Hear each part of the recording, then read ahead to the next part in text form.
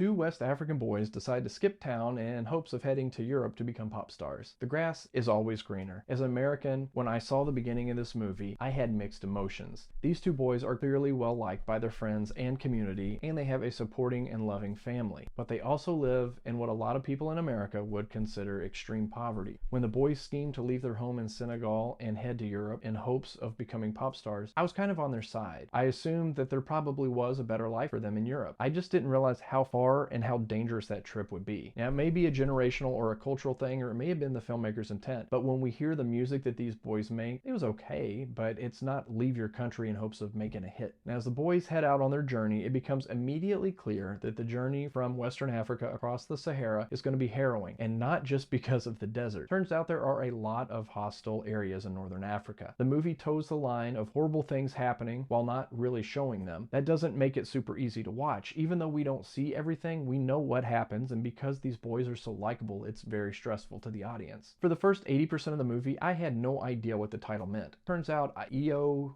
Capitano in Italian is the captain in English. Kind of how El Nino in Spanish in English is the Nino. Seriously though, the meaning of the title didn't make sense until the movie ended, and then I realized there was no better title. Africa is a beautiful place, and the cinematography in this movie shows that beauty. We get to see the sweeping desert landscapes that show just how desolate and big and beautiful the Sahara Desert is. The Captain is also in a rare class of movie that when it ended, I needed a little bit more. I'm usually ready for a movie to end long before it does, but here I needed to know what happened next. While I didn't expect this to win the Academy Award for Best International Film, if it hadn't been nominated, I would have never even heard of it. So even though it didn't win, I think this was my favorite of all of the nominees. It's a hero's journey, and I couldn't wait to see what each new step of that journey would bring. The movie is definitely not a comedy, but there's a scene near the beginning where the boys visit what I assume is the equivalent of a witch doctor, and he does something that made both me and my wife laugh out loud. And while the movie follows a tried and true formula, all of the components of that formula were top notch, making this a must-see film. I've heard some criticism from people saying that this is taking the migrant's journey story, which is such a hot button topic in today's political climate, and reducing it, as the boys aren't leaving harsh conditions, they are just dreamers who want to be famous in Europe. Regardless of the motivations of these boys, the story is still very eye-opening. It's hard to call a movie like this fun, but it kind of is fun.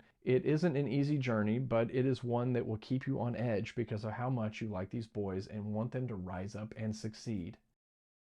Carrying a bag of cement on your head, floating through the desert, road trips with your best bud, singing and dancing at night, throwing dust.